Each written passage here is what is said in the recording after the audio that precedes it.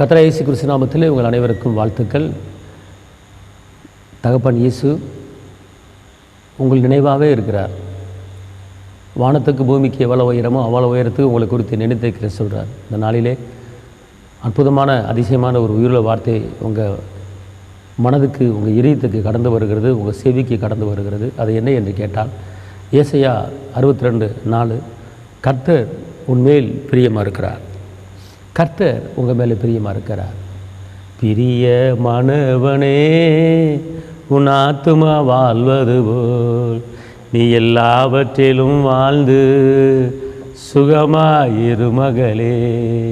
பிரியமானவனே, உன் ஆத்துமா வாழ்வது போல் நீ எல்லாவற்றிலும் வாழ்ந்து சுகமாயிரு மகனே.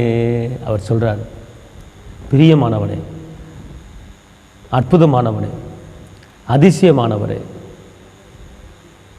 உன் ஆத்துமா வாழுவது போல நீங்கள் எல்லாவற்றை வாழ்ந்து சுகமாயிருந்து. கர்த்தர் உங்கள் மேலே பிரியமாக இருக்கிறார். இந்த உலகத்தில் என் மேலே யாருமே பிரியமல்ல, என் மேலே யாருமே பாசமல்ல,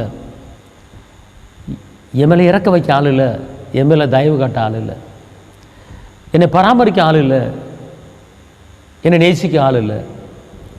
தள்ளப்பட்ட நிலைமையில் நான் இருக்கிறேன், ஒதுக்கப்பட்ட நிலைமையில் நான் இருக்கிறேன், விழுந்து போன இடத்துல நிற்கிறேன், என்னால் எழும்ப முடியல என்று நீங்கள் கலங்கி தவித்து கொண்டு இருந்தால், இந்த உலகத்தில் யார் உங்களை நேசித்தாலும் நேசிக்கலையோ, யார் உங்கள் மேலே பிரிய வைக்கிறாங்களே பிரிய வைக்கலையோ, ஆனால் வானத்தையும் பூமியும் உண்டாக்கின சர்வ வல்லவர் உங்கள் மேலே பிரியமாக இருக்கிறார்.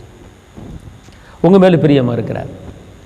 அவர் உங்கள் மேலே பிரியமாக இருக்கும்போது யார் பிரியமாக இருந்தேன்ன, பிரியம் இல்லாமல் இருந்தேன்ன, யார் நேசிச்சேன்ன, யார் நேசிக்காமல் போனேன்ன. இயேசு உங்களை நேசிக்கிறார்ல. தாயின் கருவிலை உருவாக்கும் முன்னே அறிந்தவர், உலக தோற்றத்துக்கு முன்னே அறிந்தவர். உங்களை கைவிடுவாரா? உங்களை அம்போன்னு விட்டுருவாரா? சோர்ந்து போகாதீர்கள். நீங்கள் இழந்ததெல்லாம் திரும்ப பெற்றுக்கொள்ளும்படி கர்த்தர் பெரிய காரியங்களை செய்ய போகிறார்.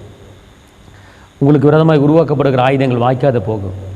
ஒரு வழியாக வருகிற போராட்டங்கள் இயேசுவின் நாமத்தில் 7 வழியாக ஓடி போகும். உங்கள் துக்க நாட்கள் முடிந்து விட்டது.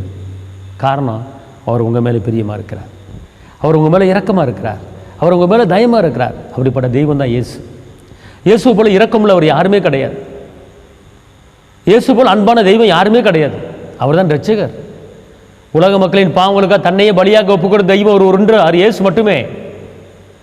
தன்னை அடிக்கும்படி விட்டு கொடுத்த தெய்வம், தன்னை நொறுக்கும்படி விட்டு கொடுத்த தெய்வம். ஏன்? நம்முடைய சாபத்தை உடைக்க முடியும், நம்முடைய பாவங்களை மன்னிக்கும்படி, நமக்கு வாழ்வு கொடுக்க முடியும், நம்மளை பாவத்திலிருந்து மீட்டு நம்மளை பரலோகத்தை கொண்டு வரும்படி இயேசு நொறுக்கப்பட்டார்.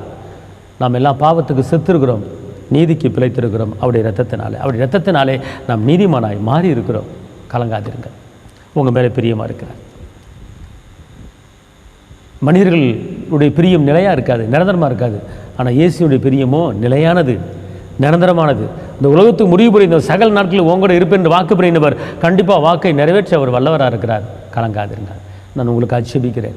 தகப்பனே இயேசு மகாராஜா, உண்மை நன்றி உள்ளத்தோடுமே துதிக்கிறேன், ஸ்தோத்திரிக்கிறேன். கரமடித்தவரே, கைவிடாத கண்மலையே, கைவிடாத மீட்பரே, கைவிடாத இரட்சகரே, வெற்றி வேந்தனே, விடுதலை நாயகரே, பெயர் சொல்லி அழைத்தவரே, அநாதி சிநேகித்தால் சிநேகித்தவரே, அப்போ அந்த வார்த்தையை கேட்டுக்கொண்டிருக்கிற ஒவ்வொருவருக்கும் தகப்பனே, ஆண்டவர் இன்றைக்கி ஒரு அதிசயத்தை செய்யுங்க.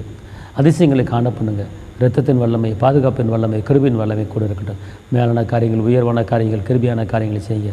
தேவைகளை சந்திங்க, காத்துக்கொள்ளுங்க, பலப்படுத்துங்க. இயேசுவின் நாமத்தில் பிதாவே, ஆமென். கர்த்தர் உங்களை ஆசீர்வதிப்பார். ஹல்லேலூயா.